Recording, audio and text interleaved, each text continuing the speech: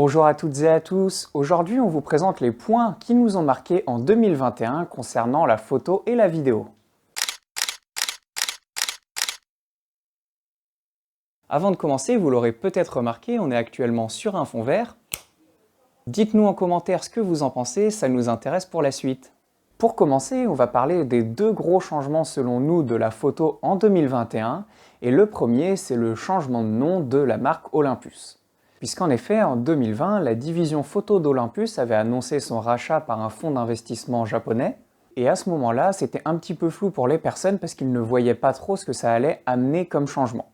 Maintenant, on voit un petit peu mieux vers où cela va aller, puisque déjà la plupart des personnes qui travaillaient dans la division photo d'Olympus sont restées, mais maintenant le nom a changé. On parle donc maintenant d'OM Digital Solutions, et au niveau des objectifs et des appareils photo, c'est noté dessus OM System. Ça ne fait donc pas de changement majeur dans les sorties qu'ils vont faire, puisqu'ils vont prendre la continuité de ce qui existait déjà, mais au moins en 2021, on a pu comprendre vers où comptait aller la marque, et ils ont d'ailleurs sorti le premier objectif sous le nom OM System. Si vous n'avez pas vu la vidéo qu'on a fait dessus, on vous invite à aller la voir, une fiche va apparaître. Et on ne va pas revenir en détail sur ce qu'on avait dit, mais globalement c'est un objectif qui est plutôt bon signe pour la suite, puisqu'il correspond vraiment à ce que l'on pourrait attendre de la division photo d'Olympus à l'origine. Et le deuxième très gros changement selon nous, c'est le fait qu'il n'y ait eu qu'une seule sortie d'appareil photo réflexe en 2021, à savoir le Pentax K3 Mark III. C'est donc la première année où aucun des trois gros constructeurs d'appareils photo ne sort d'appareil photo réflexe, que ce soit donc Canon, Nikon ou Sony, même si Sony ça faisait un moment qu'ils ont arrêté le réflexe. Au final, ça montre bien la volonté des marques d'aller vers l'hybride et de mettre fin au réflexe. On s'y attendait depuis un moment, mais là c'est quand même assez clair, puisque justement il n'y a pas eu d'autre sortie qu'une sortie d'un boîtier Pentax. Et Pentax c'est un peu particulier, puisque justement comme ils n'ont pas fait d'hybride, et bien au final ils ne peuvent sortir que des réflexes, donc c'est possible qu'en 2022 il n'y ait pas non plus de réflexes qui sortent, à part chez Pentax, et c'est même nous ce qu'on prédit. Et cette nouveauté très particulière, ça va avec le fait que depuis l'année dernière, il y a plus d'hybrides que de réflexes qui se vendent dans le monde. C'est donc assez logique que les marques aillent 100% vers l'hybride et arrêtent justement de faire des boîtiers qui au final n'ont pas réellement d'avenir, puisque dans le futur on sait que le réflexe va progressivement s'arrêter. Ensuite, au niveau des changements, là liés vraiment à un appareil en particulier, il y a eu en fin d'année la sortie du Nikon Z9, qui est le premier appareil photo qui n'a pas d'obturateur mécanique. Pour toutes les photos qu'il prend, il utilise donc un obturateur électronique, il n'y a rien qui se passe réellement dans l'appareil photo, c'est uniquement de la gestion directement via le capteur.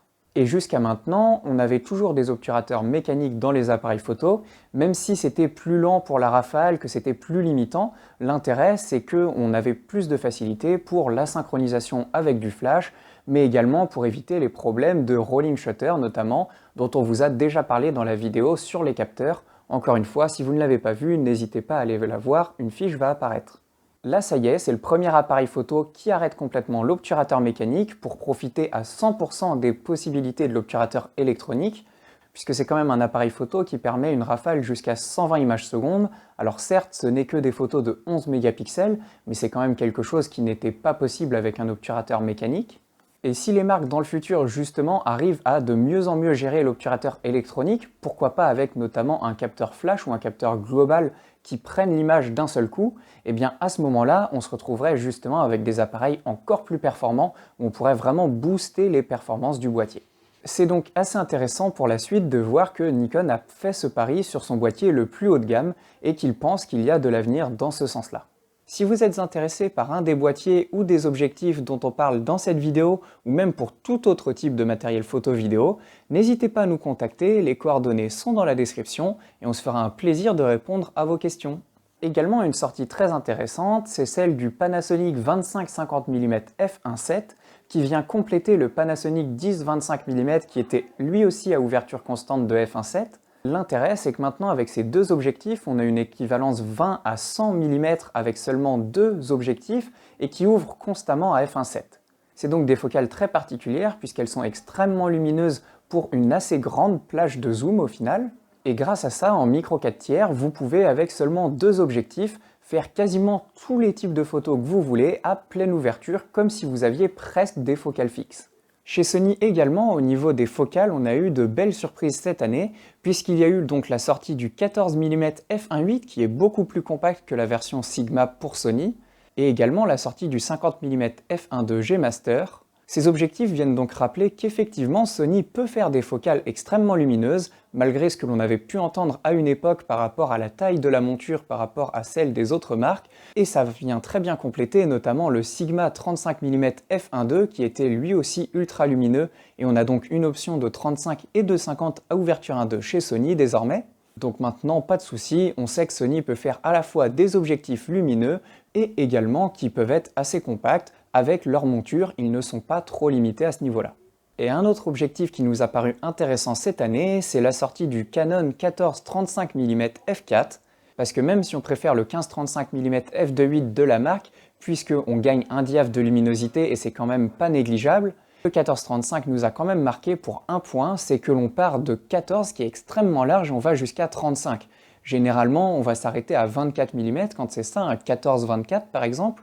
C'est très compliqué optiquement justement de faire un objectif qui puisse être ultra large et en même temps qui puisse zoomer jusqu'à une focale avec assez peu de déformation comme un 35.